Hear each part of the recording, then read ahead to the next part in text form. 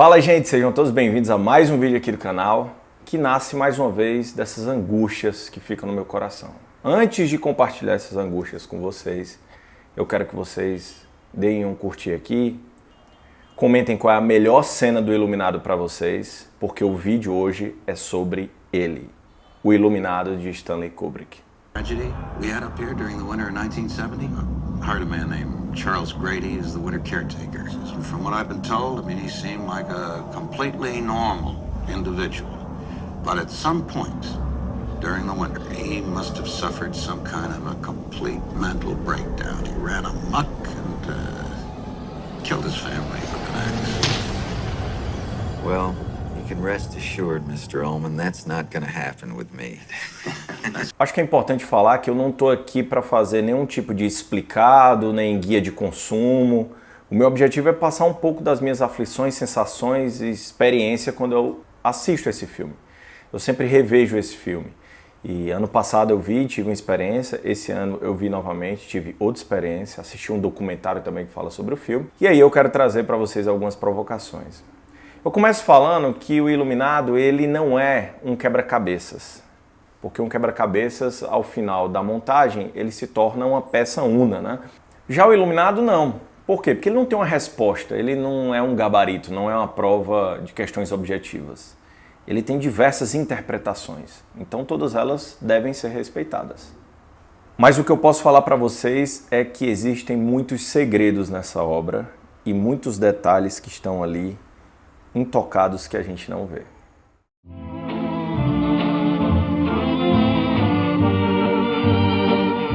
O começo do filme traz para mim a sensação de que existem seres superiores, que esses seres eles meio que brincam com a gente, eles manipulam a gente. É tanto que o plano do Kubrick para filmar essa parte é um plano aéreo muito distante.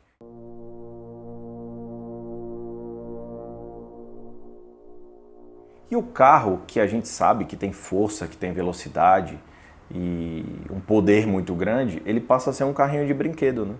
Se vocês perceberem, ele, devido ao afastamento da câmera, ele passa a ser um carrinho de brinquedo. E isso dá uma ideia de que se tem um carrinho de brinquedo, tem alguém brincando. E nesse caminho, para mim, são esses seres que o filme vai denominar como iluminados. E aí vocês podem ver, pô, o Danny, ele é um iluminado, exatamente. É tanto que tem uma cena parecida dele brincando no carpete com os carrinhos. Essa cena, para mim, é um match do início do filme para esse momento. E mostrar que esses iluminados, eles meio que, não é que brincam necessariamente com a gente, mas eles manipulam a gente.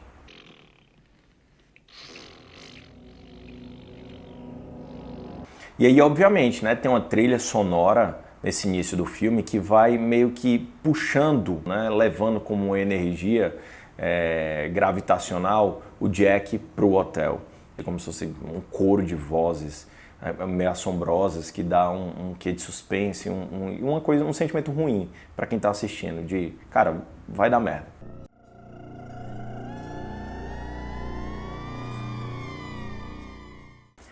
Jack Torrance.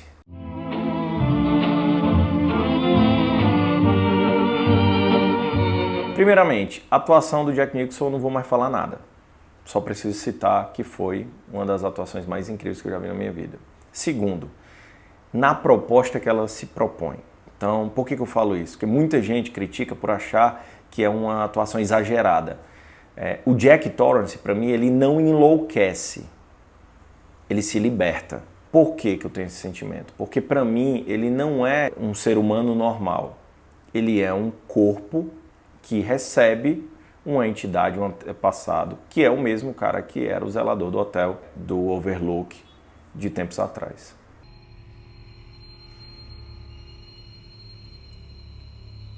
E, obviamente, essa reencarnação ela não acontece de forma trivial. Então, a proximidade do hotel liberta esse sentimento, a questão da entrada no quarto 237 e a conversa que ele tem com o ex-zelador do hotel revelam isso, né?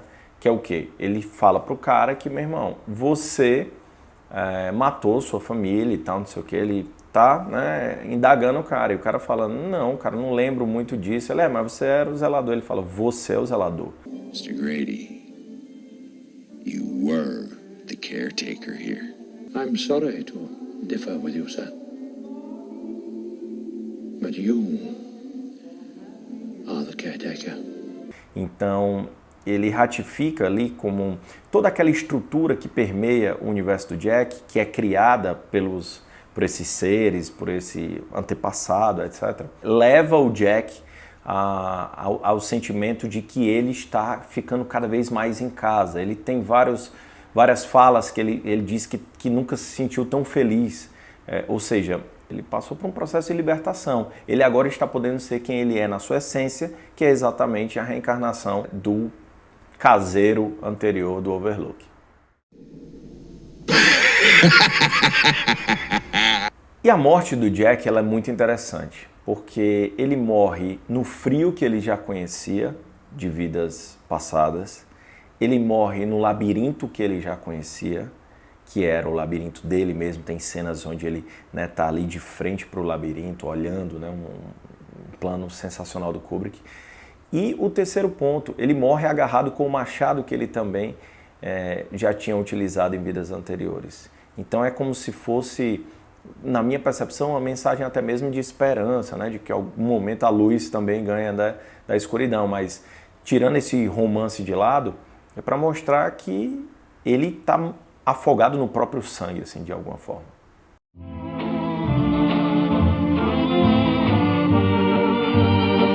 Bom, gente, a cara de filme de terror é colocar a culpa em índio, Falar em cemitério indígena, falar que ali tem uma carga negativa muito grande.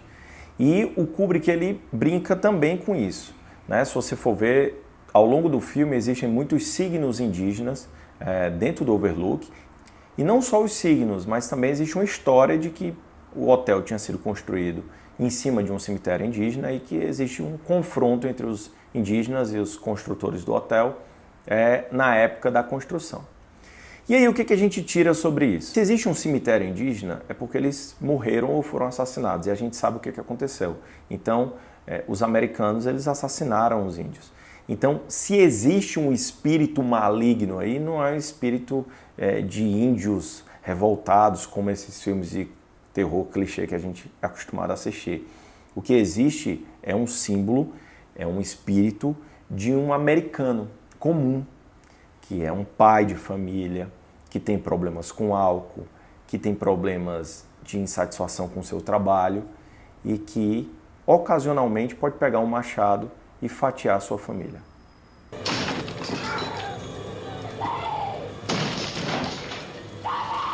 Uma metáfora interessante que a gente pode tirar é a contratação do Jack. Quem contrata o Jack, o administrador lá do hotel, é basicamente, gente, quem? O presidente dos Estados Unidos, Vocês podem olhar que a gravata dele, o terno, até a blusa com listras vermelhas, e o ator usou uma peruca para lembrar do Kennedy.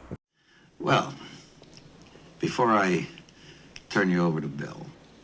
Então, por que seria o presidente dos Estados Unidos contratando esse cara? Contrata para uma missão, no caso onde ele sabe o que já aconteceu, ele fala, cara, teve uma pessoa aqui que enlouqueceu fazendo isso, mas mesmo assim ele não se importa, e ele contrata o cara, ele abandona depois aquele local e deixa ele lidar com aquilo. Então a gente pode fazer uma metáfora tranquila em relação a esse poder do Estado, até mesmo nos Estados Unidos, em relação à questão militar, onde você é convocado para uma guerra, que se você sobreviver, você enlouquece, e muitos desses ex-soldados passam por distúrbios que vão acompanhar a vida deles para sempre. Right shoulder! E nesse campo da crítica, vejam o que o Kubrick faz, Por exemplo, quem é que volta para salvar eles? Não é a polícia. Quem volta é um negro, que em algum outro momento do filme, na conversa entre o garçom, e o zelador, que é o antigo zelador, o espírito dele com o Jack Nicholson, tem um papo onde ele fala, tá chegando um nigga, ele usa uma expressão pejorativa para chamar o cara de negro, Tá chegando um negro aí para querer interferir nos nossos planos. Ou seja, é um negro que vem, de alguma forma, tentar acudir aquela família, e não a polícia, que tenta contato, mas depois também não se interessa em ir lá. Óbvio que existe o fator sobrenatural, mas nada está colocado à toa no filme do Kubrick.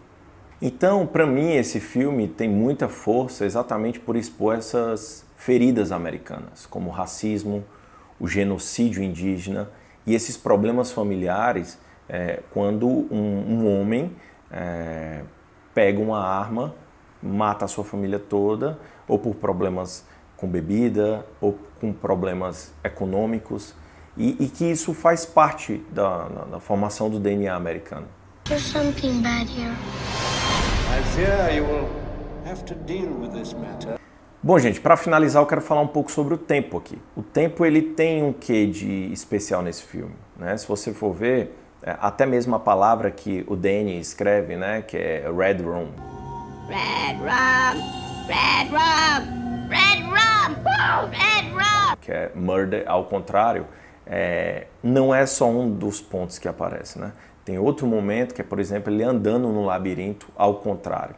Então isso mostra que os Iluminados ele tem um poder sobre o tempo e uma manipulação do tempo, de entender o que aconteceu no passado, viver o presente e ter uma ideia do que será o futuro e o que eles podem fazer em relação a isso. Então, gente, o filme termina com o Jack Torrance congelado, morto, voltando a ser uma fotografia, uma parte do hotel, voltando a ser a história do hotel. E eu acho que o Kubrick deixa essa mensagem pra gente, que nós somos esses carrinhos nas mãos de pessoas que têm poderes que você pode interpretar como o que quiser, sejam eles econômicos, sobrenaturais, ou enfim, de qualquer tipo de alçada. Mas o que ele fala o tempo todo é isso. Os planos são muito grandes para diminuir a gente enquanto ser humano e para mostrar que existem muitas coisas por trás de um processo de enlouquecimento, de um processo de genocídio e outras temáticas super importantes para a gente. Beleza? Valeu. Quem puder, manda para mais pessoas. Espero que vocês tenham gostado. Se trata apenas da minha opinião e nada além disso. Até o próximo.